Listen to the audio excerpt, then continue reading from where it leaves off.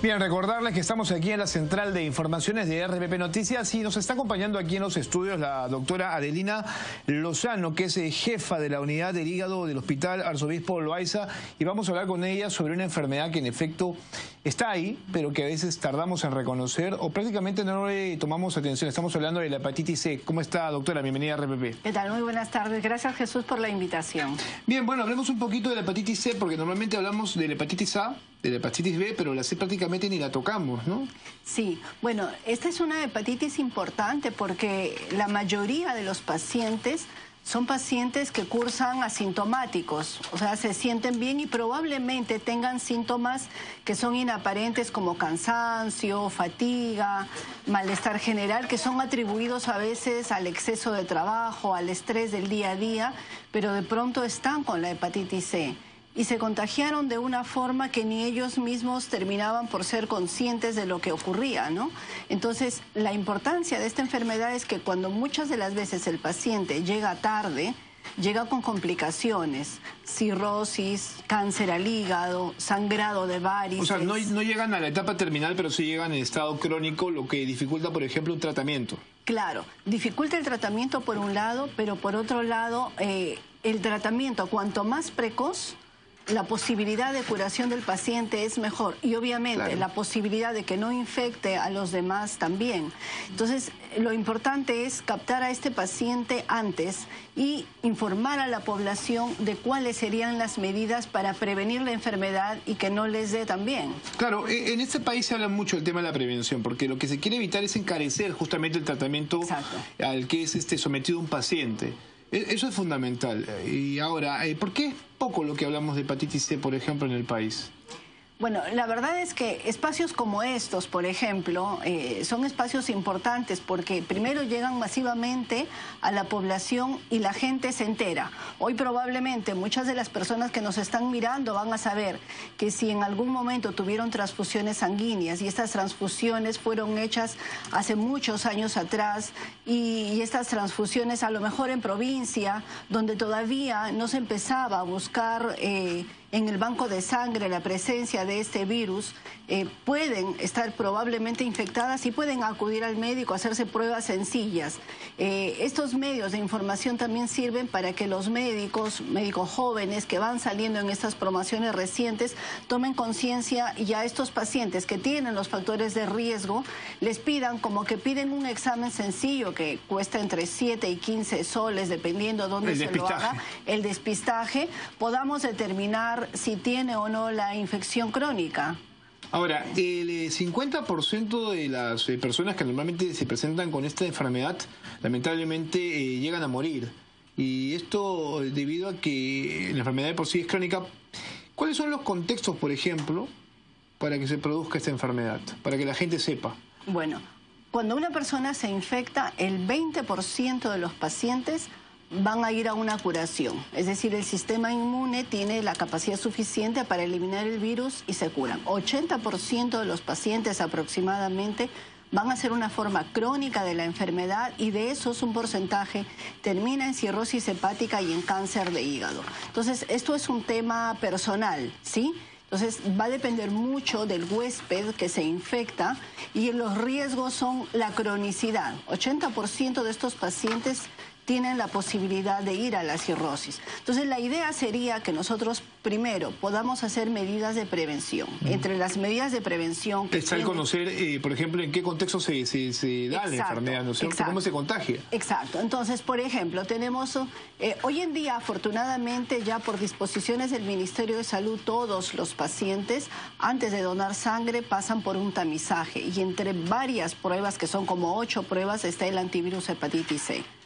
Podríamos, por ejemplo, sugerir que como parte de la prevención, ahora que tenemos el tema de salud ocupacional, que las empresas, cuando sus trabajadores van a salir de vacaciones, incluyan dentro de los exámenes a realizarse un antivirus hepatitis C.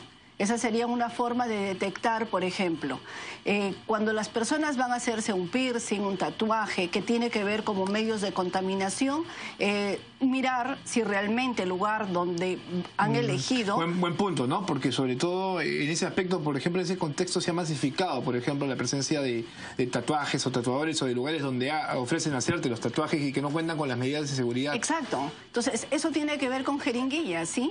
Y entonces, si rehusan en un paciente que se infectó y vuelven a colocar en otro paciente, esa es una posibilidad de contagio que está ahí como saltante y es el pan del día a día. Entonces, empezar a tener esas consideraciones. Hoy en día, por ejemplo, los temas de agujas hipodérmicas no era la usanza antigua, ¿no? Uno rehusaba la aguja, la hacía hervir y decía que esa desinfección servía. El tema de la manicure, de la pedicure, de cosas que tienen que ver en contacto con la posibilidad de la sangre también, de preferencia tiene que ser algo muy personal. Entonces, empezar a tener cuidado en estas cosas y empezar a hacerse los chequeos. Si hemos estado sometidos a estos factores de riesgo, puede hacer la prevención, ¿no? Entonces, ir a investigar si realmente estamos o no infectados y de allí en adelante tomar precauciones. Es interesante porque la verdad, mientras uno más conoce sobre esta enfermedad, se va preguntando cosas. Por ejemplo, el estilo de vida también es fundamental. El consumo de alcohol, por ejemplo, los malos estilos de vida como el consumo de grasas, por ejemplo, pueden contribuir a que la enfermedad tenga un mayor nivel de aceleramiento, ¿no es cierto? Sí, este es un tema importante. Pacientes infectados con hepatitis C que ingieren bebidas alcohólicas son pacientes que van a desarrollar más fácilmente la cirrosis hepática. Porque van directamente al hígado. Claro. Claro, porque el metabolismo del alcohol está directamente relacionado con el hígado y es un factor de riesgo que empeora la fibrosis. Ahora, el hígado es fundamental para el cuerpo humano porque es una especie de filtro, ¿no es cierto? Sí, es la maquinaria. que va directo a la sangre, sí, ¿no? Sí. Que contribuye a que la sangre sea de por sí bastante inocua, limpia en realidad. Claro, ¿no? Como un proceso de desintoxicación, ¿no? Entonces, en realidad el hígado cumple múltiples roles. Dentro de esos, la desintoxicación, el metabolismo del colesterol, el metabolismo del alcohol, de todas las bebidas que se ingieren. Entonces, es un órgano que de una u otra forma está expuesto a agresiones. El alcohol es un factor de agresión, el sobrepeso. Para la unidad de hígado en el Hospital Loaiza nosotros hicimos un estudio y en el estudio que hicimos en la unidad de hígado encontramos que la primera causa de cirrosis era el hígado graso, ¿no? Entonces, un paciente que además de tener hepatitis C, tiene un hígado graso, con sobrepeso, expuesto a la diabetes... Y ya eso es más complicado, ¿no? Exactamente. Ahora, ya que estamos hablando del hígado, a propósito de la hepatitis C, porque es fundamental esto, hasta hace algunos años se hablaba mucho de, por ejemplo, los trasplantes de hígado, ¿no es cierto? ¿Hemos ido mejorando en los últimos años con eso o no? Sí, de hecho nosotros tenemos, acá hay una unidad de trasplante hepático que está a los estándares internacionales. Claro, porque conseguir un hígado sano para una persona que necesita un trasplante era bastante complicado, tan igual como, por ejemplo, optar por un corazón. Sí, bueno, la lista de espera igual... Es una lista de espera que está favorecida o desfavorecida en relación a la donación. Y lamentablemente en nuestro país, nuestra cultura de donación no es la mejor, ¿no? No es la mejor. Pero de hecho sí están trasplantando pacientes, dentro de esos el grupo de los pacientes con hepatitis C. Pero para evitar el trasplante, que los costos se elevan, y era lo que tú decías al inicio, prevengamos para evitar costos. Sí, el costo alto cuando se trasplanta. La prevención va para en realidad todas las enfermedades, que es lo que menos hace el peruano común y corriente, porque a través... no tiene el acceso fácil a los sistemas de salud. Sin embargo, hay campañas, ¿no es cierto?, de costo cero que te permiten, por ejemplo, entrar a conocer la enfermedad y saber cuáles podrían ser los contextos o factores de riesgo, como en este caso la hepatitis C. Quiero preguntar el tema del trasplante porque eso es fundamental. Una enfermedad te lleva a otras enfermedades. Así es. ¿No? Así es. No solamente nos quedamos en la hepatitis, sino ya ahí viene... obviamente otro tipo de cuadros clínicos que se tienen que ir analizando poco a poco. Sí, y lo que tú dices es cierto. Por ejemplo, si nosotros detectamos hepatitis C, el tratamiento es curativo, que esto es súper bueno, porque hay tratamientos que son de mantenimiento. Entonces hay enfermedades infecciosas que uno da tratamiento y lo va a tener que dar de por vida porque no hay forma de detener la enfermedad. En cambio, en hepatitis C, identificada la enfermedad, identificada en los primeros momentos, en las fases tempranas de la enfermedad, el tratamiento es curativo, es decir, no más, aun cuando el paciente tenga después estados de inmunosupresión, no va a quedar afectado. Esa es una ventaja. Y la otra es que terapias modernas han permitido acortar los tiempos de tratamiento. Entonces, hablamos de una terapia estándar de hace unos años atrás de 1 año de tratamiento para los pacientes. Hoy estamos hablando con nuevos productos, terapias de 6 meses de tratamiento. ¿En base a pastillas? En base a tabletas, y hay unas inyecciones subcutáneas, ¿no?